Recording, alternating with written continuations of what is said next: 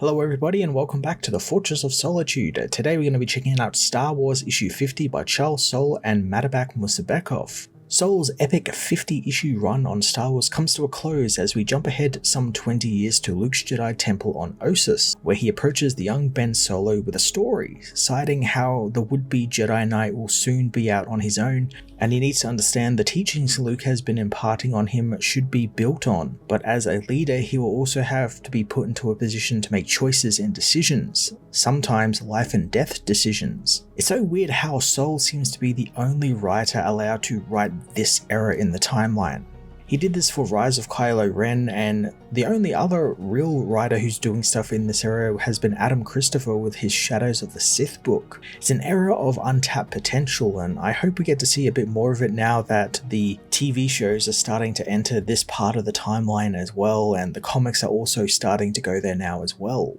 Luke regales Ben with the story of how 20 years earlier, Ben's mother, himself, and the other rebels were gearing up to rescue Han from Jabba the Hutt, and Ben reveals he learned a lot about this time in his parents' lives thanks to stories that Lando and his father would tell him, and I like that Soule gets a little bit meta, as all of the stuff he wrote from the Crimson Dawn trilogy, the Dark Droid stuff, Lando's trial, the Kezerat convoy, all of that happened in the span of just a year, and even Ben is like, what the fuck? That is just so much going on in so little time. But Soule has a great way to explain it, citing how, yes, there was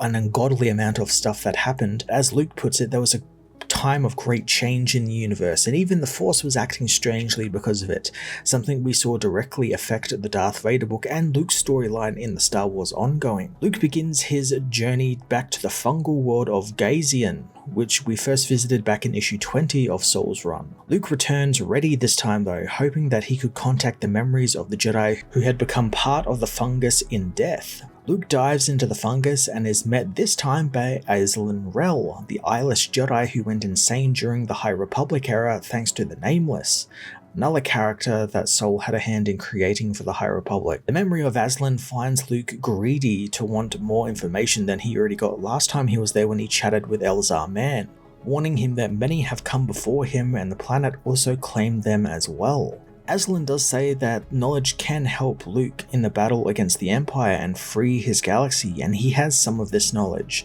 the same knowledge that he sought to defeat the Nameless. But because this version of Aislinn is just a memory, he doesn't know if the knowledge actually succeeded and the real Aislinn actually succeeded. Nevertheless, Luke is given the information and takes it to Leia, Lando, and Chewie, who aren't too pleased as the knowledge Luke has is of a weapon, an assassin's weapon, and Leia doesn't like the ethics of using such a thing from across the galaxy to kill someone discreetly. The heroes agree to try and find the device nonetheless before deciding what to do with it, and every now and then the book cuts back to Luke and Ben, and I really like how Soule presents Ben in these parts. He's being just kind of a proper teenager here. He's not listening to his elder's story. He finds it kind of boring, not understanding the meaning of what's being told to him or anything. He just would rather be anywhere else. Not understanding that Luke is trying to explain that back then, he, his mother, Lando, all of these characters were young and they really didn't understand what was happening and what they were doing, and they just wanted that call of adventure, and it's something he as a young person now needs to watch out for. Back in the past, the rebels head to Nerea, following the coordinates Aislinn gave Luke, and they learn from 3PO that the planet was once heavily populated. However, thanks to being knocked out of orbit from its sun, it froze over, covering the entire planet in an unbreakable shield of ice that sealed away the true surface of the world. The rebels soon find that there is something below the millennia-old hard ice, but can't get through to it thanks to how deep it is. But luckily for them, R2 has a solution, commandeering a nearby mining drill to bore a hole down into the ice for Luke. Their plan is soon squashed as the Empire arrives, and as the Falcon deals with the tides, Luke and R2 dig down into the hole, finding an ancient Zepho temple under the ice, and inside a box called the Grim Rose. 3PO explains this device by what he can gather from the markings on it, that when a person's genetic material is put into the device, it scans it and will then find that person wherever they are in the galaxy and just kill them. So this is a hugely OP weapon and something I don't really know how to feel about, since it's kind of a Chekhov's gun situation. This device has now been introduced and it has to be used, and this isn't something that you can just put back or just like forget about. It's ironically out of the box now. It's one of those things that I'm really questioning why we'd never seen it before and why it's coming up in the final issue of a run as well. Like, is this going to be like a running thing in the next arc? Is this going to come up somewhere else in maybe Soul's writing in the High Republic? It's very strange to deliver this hugely insane super weapon. I'm just going to call it a super weapon because that's what it is, and just like not really do anything with it. It's very strange. The heroes, upon learning of the device's capabilities, immediately want to use it to kill Palpatine, so they begin preparations for a new plan. Leia suggests that they go to Naboo,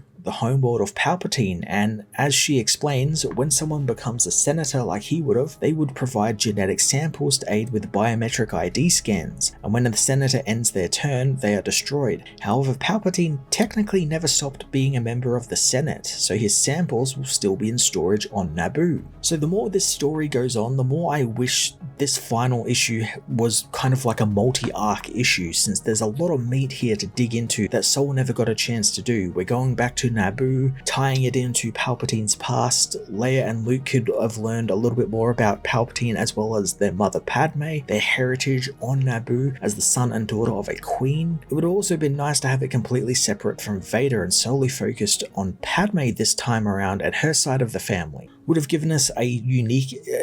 perspective of what their family life could have been like outside of all of this that's happened. The heroes eventually head to Naboo using special codes to get clearance into Theed, where R2, unsure of how he knows this, tells the heroes that the records will be in the Royal Archives. And again, this is more interesting connections to Naboo and Padme's life, as R2 was part of the Queen's entourage and isn't something that we get explored a lot of. So we have all these characters connected to this place, but we're not really actually doing anything with that, and we're not actually doing anything with those characters because Lando, dressed as an Imperial officer, accompanies R2 into the archives, with the others staying back on the ship. Lando puts on his best officer tone to try and get the samples checked out, but finds that the samples apparently have been moved 22 years prior, and to make matters worse, the clerk at the desk immediately sees through Lando's disguise. I really like how this wasn't because Lando isn't charismatic and the woman just wasn't interested in him or anything. It was all because of paperwork, something Lando couldn't really get right ever, and the Empire pretty much runs on it these days in these little parts. So I like that it was something so simple that he had no control over that got him in trouble. Lando's luck manages to keep him out of trouble, as the woman is somewhat sympathetic to the rebel cause, knowing people like Lando could easily sympathize with lowly records clerks who hate the abuses of power they keep seeing day to day. She reveals to Lando that the samples are there and gives them to him, hoping that he and the rebellion will remove the stain that is Palpatine from the galaxy once and for all. In the present, Luke tries to drum into Ben how important this is, since the woman made a decision to fight the darkness, and it's not always about having fists or blasters or lightsabers or being the best at a fight, as even people like a lowly records clerk has the power to fight back with a pen and paper and their just will. It harkens back to Obi-Wan's teachings to Luke and Han about how there are alternatives to fighting in A New Hope. The rebels with the samples now get ready to use the Grim Rose, but stop because of the ethics of this, and they begin sort of arguing with one another about if this is the right answer to this problem. But Chewie has the answer, and he doesn't really give a shit, taking the sample and pouring it into the device and activating it. Chewie has 3PO translate his words directly from him, telling his friends that the Empire enslaved his people, ruined his planet, and he hasn't even been able to see his family for years because of them, not even knowing if they're alive still, and for that, Palpatine deserves to burn. I'm really glad that Chewie got a defining moment in this story, since out of all the characters, he probably was the least focused on. And I get it, he's, kind of a supporting character in the films, but he always felt like an afterthought throughout this run, always just kind of standing around in the back and never really doing much. And that's if they remember he's there to begin with. So for him to get this moment of finally getting some vengeance on Palpatine for what he's done to his planet and people, it feels very satisfying. The device clicks on and begins to glow, and Luke can sense that it is searching, and he quickly puts together how it works, finding that every single person Palpatine's life has influenced in some way is being targeted, and then it is tracking backwards until it will find Palpatine himself. Sol introduces a really interesting caveat with the Grim Rose here, since while it's tracking backwards towards Palpatine, it's marking all of these hundreds, if not thousands or hundreds of thousands of people he's influenced. And along with Palpatine, it will also kill these people, effectively wiping out all of the man's influence from the galaxy with him. So this is kind of a bad thing, because Palpatine has influenced quite a number of people, hundreds of thousands, if not millions, maybe even billions, meaning the rebellion would be responsible for millions dying around the galaxy just to get this one man. This is such a cool moral quandary for the heroes to deal with, and one I'd like to explore a little bit more. Again, if this was a multi-issue, multi-part story, you could deal with that sort of morality of that. We've seen similar things like this in stuff like Andor, where parts of the rebellion are willing to go morally grey or bend their morals to get what they need or get the result they need, and that would have been really interesting to see that come into play here. Like, maybe you could have these rebels who don't want to do it, then like the Pathfinders find out and want to do it, and they enact like kind of a coup against them or something. Some really interesting ways you could have gone with this story about like rebel infighting and what the right way is to battle the enemy. So this moral quandary brings the team to blows with each other, with Luke wanting to stop it and Leia wanting to talk things out, but Lando just wants it to continue, despite learning that if the device can't find its target, it will just keep adding more and more people until it does. With little choice, Luke tries to destroy it with his lightsaber, but nothing can pierce the Grim Rose, and it just keeps ticking away. Running out of time and choices, the group head back to Gazian, where Luke tries to return into the fungus in hopes of learning more from Azlin Rel about the Grim Rose and how to turn it off. Inside the grove though, he finds something interesting, as it appears to Luke in the form of Lor San Tekka, whom at this point in the timeline Luke actually had not met yet, and actually wouldn't for quite a number of years. This felt like a connection just for me, as it pulls together a lot of the stuff that I've read in canon, from Shadows of the Sith, a few other Secret era books that explored Luke's relationship with Lor. Then of course you have the High Republic tie-in, as the San Tekka family have a sizable role in that era as well. Luke eventually is allowed to talk with the memory of Azlin again, who is very happy that he activated the device, wanting to know all about it and what it does, and the cascade, the thousands it will kill in its wake.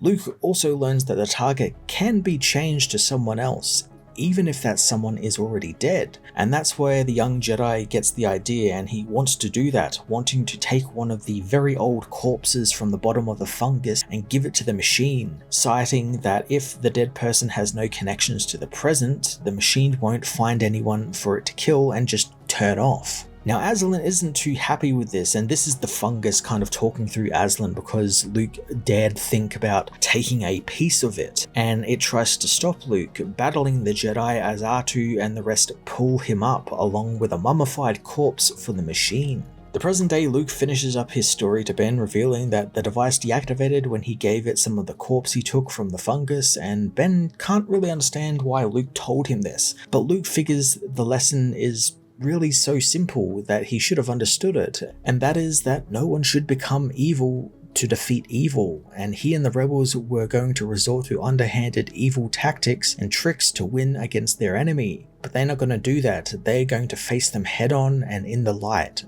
and fight with fairness. I really like this ending, since not only is it an important lesson that Ben ultimately both doesn't learn and ends up turning towards the dark side, but then right at the end of the life he lived, he does learn that and reverts back to Ben Solo. Luke also cheekily, in a bit that reminded me of Yoda and his interactions with Luke in Empire Strikes Back, specifically early on in that film, implies maybe this story wasn't true at all, and maybe it was, maybe it wasn't, who knows. Only the history books will know, and only he will know, and I like that Luke leaves it kind of ambiguous whether it's just a parable or no, this actually did happen, which kind of alleviates a lot of the problems I had with the Grim Rose and it being an actual device, and now it's I guess, left up to some other writer if that device actually does exist, or maybe it was all just made up and used as a story for Luke to teach his nephew something. Star Wars issue 50 ended Charles Soule's stellar run with a great look into the future and the lessons Luke and his friends learned